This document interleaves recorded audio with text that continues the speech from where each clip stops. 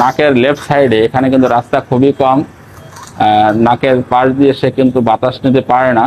আসসালামু আলাইকুম ওয়া রাহমাতুল্লাহি ওয়া বারাকাতুহু। সম্মানিত দর্শক, সিঙ্গাপুর প্রবাসী একজন রোগী যার বয়স হচ্ছে 36 বছর, প্রচণ্ড নাক ডাকেন এবং ঘুমের ঘরে তার শ্বাস বন্ধ হয়ে যায়।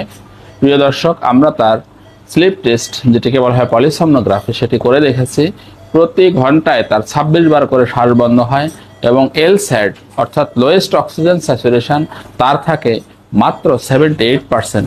আমরা সিটি স্ক্যানে দেখতে পাচ্ছি যে তার নাকের হাড়টি অনেক বাঁকা এবং ম্যাক্সিলারি সাইনোসাইটিস রয়েছে উভয় পাশে এবং এথময়েড সাইনোসাইটিসও কিন্তু রয়েছে এবং এখানে রয়েছে কনকাবুলোজা, যেটিকে বলা হয় নিউমেটাস্ট মিডল টার্মিনেট।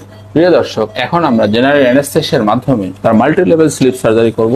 একটি হচ্ছে ফ্যারিঙ্গোপ্লাস্টি আর একটি হচ্ছে অ্যান্ডোস্কোপিক সাইনাস সার্জারি। আমরা দেখতে পাচ্ছি যে নাক অনেক স্পেস কম, একদম লেগে গেছে ডেভিয়েটেড সেপ্টামের সাথে টার্মিনেট, আর এখানে মিডল টার্মিনেট কিন্তু পলিপয়েডাল হয়ে গিয়েছে। অপোজিট সাইডে আমরা যদি দেখি তাহলে দেখবো যে টার্মিনেট হাইপারট্রফিড এবং কিন্তু এখানে কনকাবুলোসা রয়েছে এবং স্পেস খুবই কম, অর্থাৎ নাকের শ্বাস সে খুবই কম নিতে পারে। প্রিয় দর্শক, ক্যামেরার সাহায্যে ইনশাআল্লাহ তাআলা এখন এই অপারেশনটি আমরা সম্পন্ন করব।